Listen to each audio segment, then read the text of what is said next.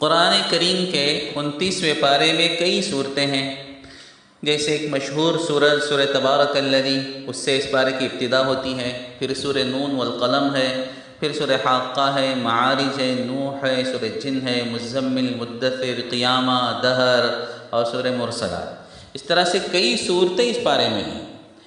ان میں سے جو دوسری صورت ہے سورہ نون والقلم، اس میں اللہ تبارک و تعالیٰ نے ایک باغ والوں کا قصہ ذکر فرمایا ہے۔ اِنَّا بَلَوْنَاهُمْ كَمَا بَلَوْنَا أَصْحَابَ الْجَنَّةِ، ہم نے ان کو آزمایا ہے جیسے کہ ہم نے باغ والوں کو آزمایا تھا۔ اِذْ أَقْسَمُوا لَيَصْرِمُنَّهَا مُصْبِحِينَ وَلَا يَسْتَثْنُونَ، جس وقت کہ وہ قسم کھا کھا کر کہہ رہے تھے کہ ہم صبح صبح اس باغ کے میوے توڑیں گے۔ یہ ایک باغ تھا جس پر اللہ تبارک و تعالیٰ کی طرف سے ایک آفت سماوی، ایک آسمانی آفت، ایک قدرتی آفت اس پر آ گئی تھی، اور اس باغ کے سارے غلے کو اور پھلوں کو اس نے ختم کر کے رکھ دیا تھا۔ واقعہ کیا تھا؟ دراصل یمن کے علاقے میں ایک باغ تھا۔ حضرت عبداللہ ابن عباس رضی اللہ تعالیٰ عنہ فرماتے ہیں، صنعاء یمن سے 2 فرسخ کے فاصلے پر ایک باغ تھا جس کو سروان کہا جاتا تھا۔ کیا؟ سروان۔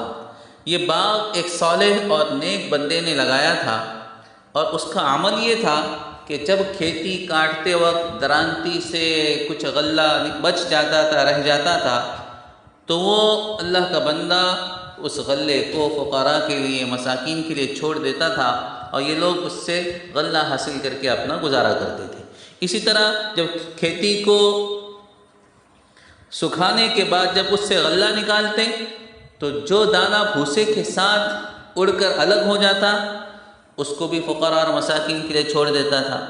اسی طرح جب باغوں کے پھل توڑتے تو توڑتے وقت جو پھل نیچے گر جاتا تھا وہ بھی فقراء اور مساکین کے لیے چھوڑ دیتا تھا۔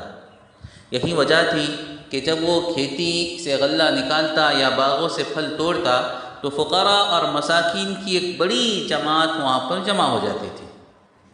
ایک عرصے کے بعد اس مرد صالح کا انتقال ہو گیا۔ اچھا، اللہ تبارک و تعالیٰ نے اس کے باغ میں بڑی برکت دے رکھی تھی اس کے اس عمل کی وجہ سے، لیکن جب اس کا انتقال ہو گیا تو اس کے 3 بیٹے باغ کے وارث ہوئے۔ انہوں نے آپس میں مشورہ کیا اور یہ آپس میں گفتگو کی کہ اب ہمارا عیال بڑھ چکا ہے، ہمارے گھر والے زیادہ ہو چکے ہیں اور پیداوار ان کی ضرورت سے کم پڑتی ہے، اس لیے اب فقراء کے لیے اتنا غلہ اور پھل چھوڑ دینا ہمارے بس کی بات نہیں ہے۔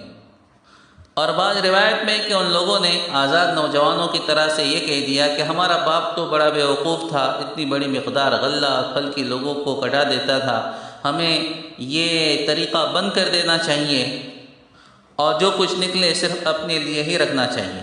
اذ اقسموا لیصرمنها مصبحین، جس وقت کہ انہوں نے قسم کھائی، قرآن کہتا ہے انہوں نے آپس میں قسم کھا لی کہ اب کی مرتبہ ہم صبح سویرے جا کر ہی کھیتی کاٹ لیں گے تاکہ فقراء اور مساکین کو خبر نہ ہو۔ اور ان کو اپنے اس منصوبے پر اتنا یقین تھا کہ انشاءاللہ بھی کہنے کی توفیق نہیں ہوئی۔ یہ پلاننگ کر کے رات میں وہ سو گئے، اللہ تبارک و تعالیٰ کو ان کی یہ حرکت پسند نہیں آئی۔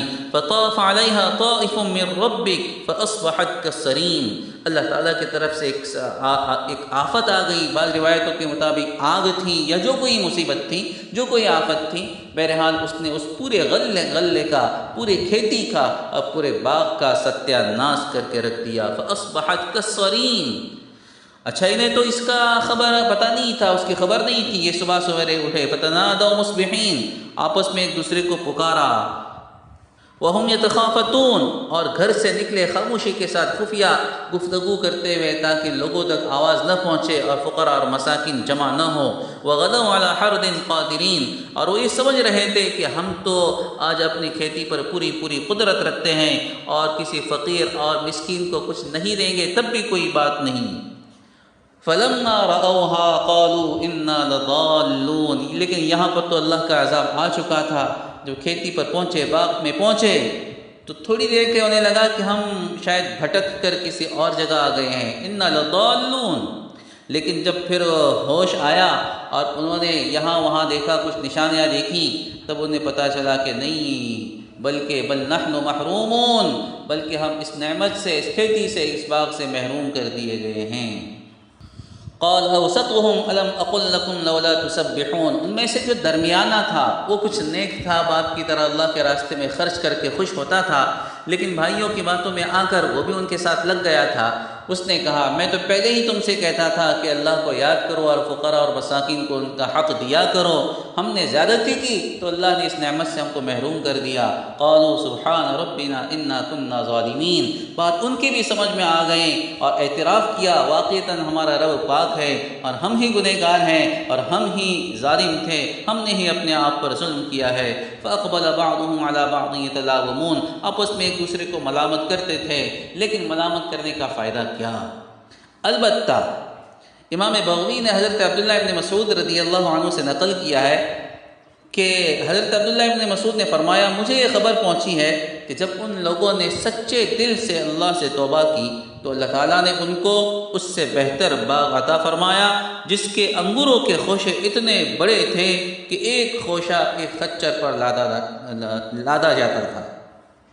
تو دیکھا آپ نے، جب آدمی اللہ کا شکر ادا کرتا ہے اور فقراء اور مساکین پر خرچ کرتا ہے تو اللہ اس کی جان اور مال میں کیسی برکتیں عطا کرتا ہے، اور جو کنجوسی کرتا ہے، بخل کرتا ہے، غرباء سے اپنے مال کو چھپاتا ہے تو پھر اللہ بھی اس کے ساتھ ویسے ہی معاملہ فرماتا ہے۔ اسی کو القرآن کریم کہتا ہے نا لئن شکرتم لازیدنکم، اللہ فرماتا ہے کہ اگر تم نے شکر کیا تو ہم تم کو مزید دیں گے، وَلَئِن كَفَرْتُمْ إِنَّ عَذَابِي لَشَدِيدٌ، اور اگر تم نے ناشکری کی، اگر تم نے انکار کیا تو یہ بھی سن رکھو کہ میرا عذاب بڑا سخت ہے۔